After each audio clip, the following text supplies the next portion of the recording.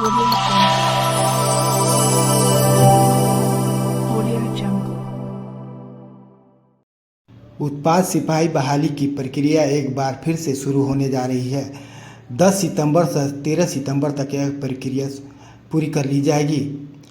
ADG R K. Malik ने बताया कि 10 सितंबर से यह बहाली प्रक्रिया शुरू होकर 13 सितंबर तक चलेगी। पलामू सेंटर में शामिल होने वाले सभी अभ्यर्थियों की दौड़ बाकी है, वह 19 और 20 सितंबर को ली जाएगी। ADG R K. मलिक ने आज प्रेस कॉन्फ्रेंस कर बताया कि मुख्यमंत्री हेमंत सोरेन ने इस पर एक समीक्षा बैठक की। समीक्षा के बाद यह 6 केंद्र चयन परिषद रांची स्मार्ट सिटी, चयन परिषद रांची झारखंड जगुआर, चयन परिषद गिरिडीह पुलिस केंद्र, चयन परिषद हजारीबाग JAPTC पदमा, चयन परिषद जमशेदपुर CTC मुसाबनी और चयन परिषद साहेबगंज पर शेष अभ्यर्थियों की शारीरिक दक्षता परीक्षा 10 सितंबर से शुरू होगी। इन 6 केंद्रों पर अभ्यर्थियों की शारीरिक दक्षता परीक्षा 3 सितंबर से होनी थी। अब वह प्रतिदिन 3-3 हज़ार के दर से 10 से 11 सितंबर को होगी। उसी प्रकार इन 6 केंद्रों पर जो शारीरिक दक्षता परीक्षा 4 सितंबर को होनी थी, वो अब 3-3 हज़ार की दर से 12 और 13 सितंबर को होगी। चयन परिषद 5 चियाकी हवाई अड्डा पलामू में कोई शारीरिक दक्षता परीक्षा नहीं होगी।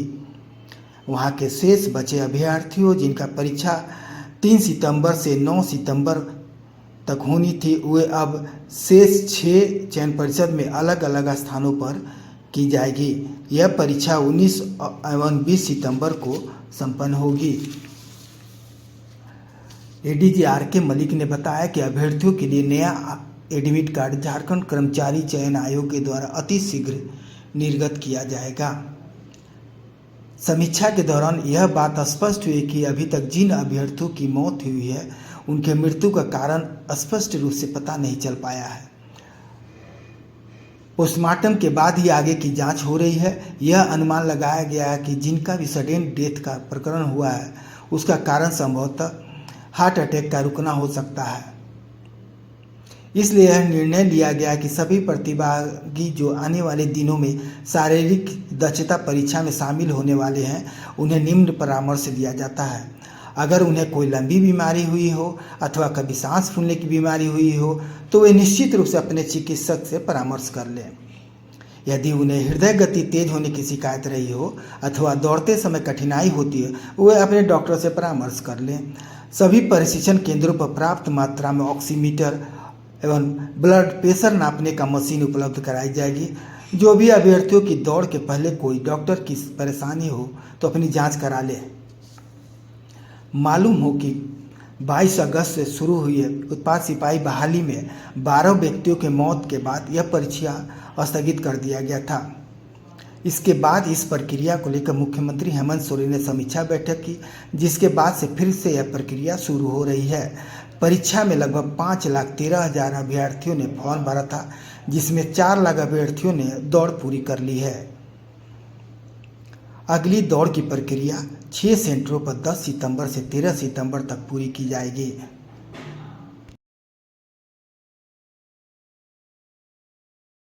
उनके साइट पर अपलोड हो जाएगा, तो जो अभ्यर्थी है वो एडमिट कार्ड अपना अपलोड कर सकते हैं। उनको पता चल जाएगा कि किस तारीख को किस सेंटर पर पहुंचना है। इसमें 2-3 चीज और मैं बताना चाहूँगा कि हम लोगों का ये प्रयास होगा कि 8, सवा 8 के बाद हम लोग दौड़ नहीं करें। मतलब हम लोग 7, साढ़े 7 तक सारे जो अभ्यर्थी उस दिन, जिनको 10 तारीख को दौड़ना है, जिनको 11 को, जिस तिथि को जिनको दौड़ना है, हम लोग की अपेक्षा रहेगी और हम लोग इस बात को प्रेस ब्रीफिंग में भी दे रहे हैं और नोटिस में भी सभी जगह देंगे कि वो लोग अभ्यर्थी 7, साढ़े 7 तक अपने केंद्र पर निश्चित 7 बजे तक पहुँच जाए।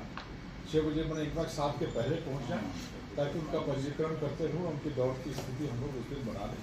तो ताकि हम लोग 9, सवा 9 के बाद हम लोग दौड़ नहीं कराएं। ये एक सरकार का है कि थोड़ा मौसम जब तक कूल रहता है तब तक हम लोग दौड़ करा दें। दूसरा, ये जो जिन अभ्यर्थियों की मृत्यु हुई है, उसमें कुछ लोगों का तो सडन डेथ हुआ है, दौड़ते समय गिरे हैं, फिर अस्पताल तक पहुँचते पहुँचते उनकी मृत्यु हो गई है, कुछ लोगों की अस्पताल में ट्रीटमेंट हो गई है। तो अभी तक चूँकि इनका ईडी केस दर्ज हुआ है, इनका पोस्टमार्टम हुआ है, पोस्टमार्टम के बाद इनका बाकी का जो परीक्षण है वो FSL और मेडिकल टीम के द्वारा किया जा रहा है। तो फाइनल रिजल्ट आने में थोड़ा समय लगेगा, लेकिन अनुमान ये है कि इसमें से काफ़ी लोगों की मृत्यु जो हुई है वो हार्ट अटैक से, हृदय गति रुकने की वजह से हुई है। अब ये हृदय गति जो रुकी है ये विभिन्न कारणों से हो सकती है। कई बार कोई लंबी बीमारी रही हो, किसी तरह का कोई लंग्स में इन्फेक्शन रहा हो, तो ऑक्सीजन की कमी और इन सब चीज़ों की कमी रहती है जिससे कि घटना घटती है।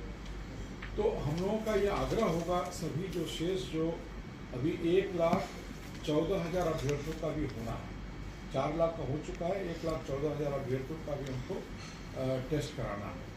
तो जो शेष बचे अभ्यर्थी हैं उनसे हम लोग आग्रह कर रहे हैं आपके माध्यम से कि अगर किन्हीं को कोई मेडिकल कंडीशन है, अगर कोई कभी बहुत बीमार पड़े हों, कुछ लोगों को एरिथमिया का जो धड़कन दिल का तेज हो जाता है दौड़ने पर, एक्सरसाइज करने पर, जो धड़धड़ी जिसको हम लोग कहते हैं, जो धड़कन तेज हो जाता है, तो अगर किसी को कोई इस तरह का मेडिकल कंडीशन है तो उनसे आग्रह होगा कि एक बार अपने चिकित्सक से परामर्श कर लें कि उन्हें ये दौड़ में शामिल होना चाहिए, नहीं होना चाहिए। ये उनका निजी एक तरह से परामर्श है। ये मतलब हम लोग एनफोर्स करने का हमारे पास कोई लीगल राइट नहीं है और कोई हमारे पास कोई साधन भी नहीं।